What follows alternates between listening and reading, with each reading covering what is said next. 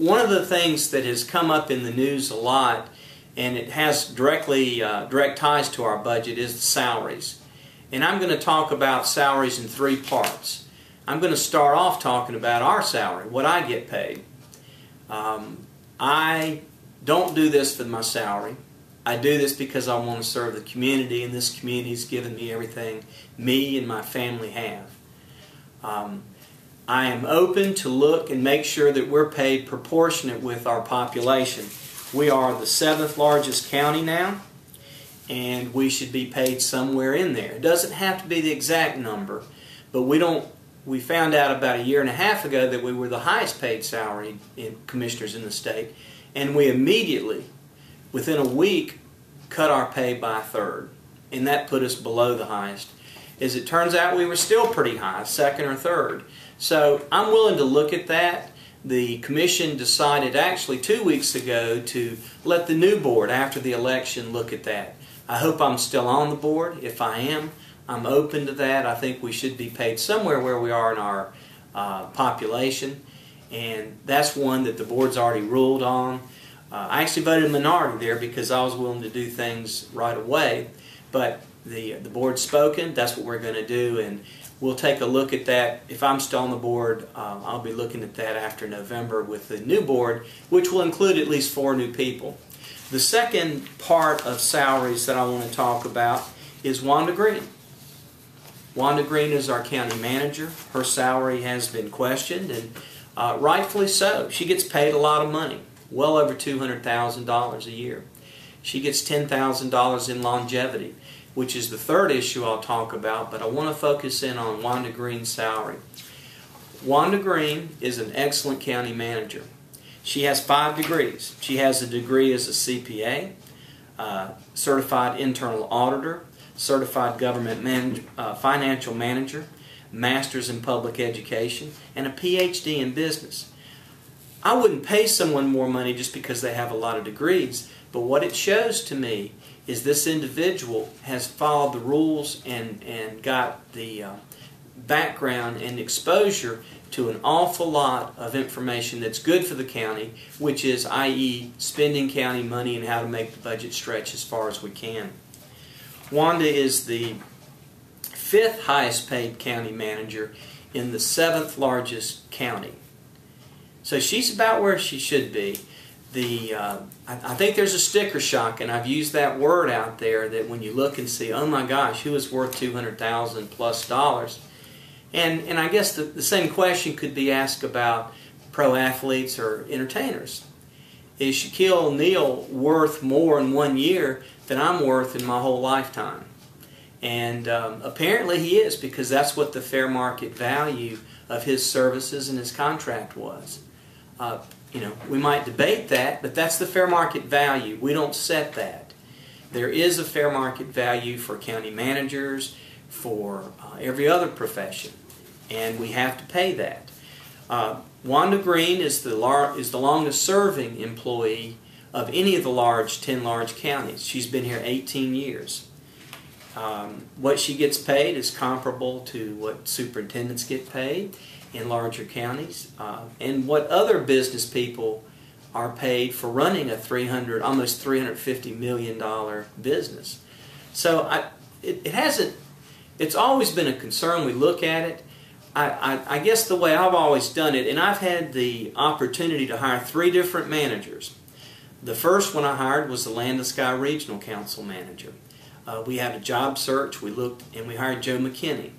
I remember being surprised at how much they got paid, but when I realized what the fair market value was for that job, it was pretty easy to put it out there and get people that were interested in coming here. And we made a great hire there. Not just me, the whole Land to Sky Regional Council Executive Board. Then we hired a new airport director. Then we hired a new MSD director when Bill Mull left, and we hired Tom Hardy and Lou Bleiweiss at the airport. And then I was responsible for hiring Wanda Green when I first got on the board. That was one of the first votes we ever did. The way you do this, or I think the proper way to do it, is to get the fair market value.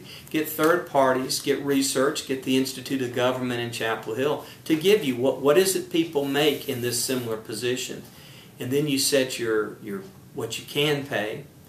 Then after that you set benchmarks about what do you want her to do, or him or her to do. One of the things that we asked Wanda Green to do when she first got on the board was to improve our single A rating.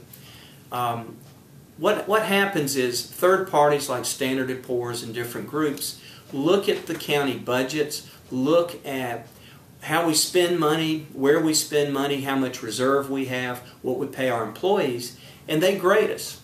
And the best you can get is three AAA. And at the time, 16 years ago when Wanda Green started, we were single A. Well, she moved us up to AA within a few years, and this year we're the first county in 15 years to be upgraded by Standard & Poor's from AA to AAA. So what we're doing, at least according to Standard & Poor's and people that handle money and look at risk and how money's being spent, tell us we're doing a pretty good job. And Wanda Green is the captain of that ship. She does the budgets. She handles things. Wanda Green also is probably the single most important person in bringing Linamar here.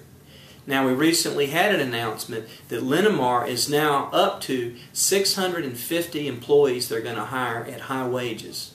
They're going to invest probably close to $500,000 in the old Volvo plant. And these are jobs that are good paying that people can do in manufacturing.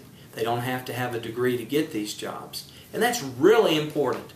Nobody needs to tell you or me or anybody else how critical it is to get jobs. And Wanda Green came up with the idea when the deal about fell apart. She came up with the idea that the county should buy the Volvo plant.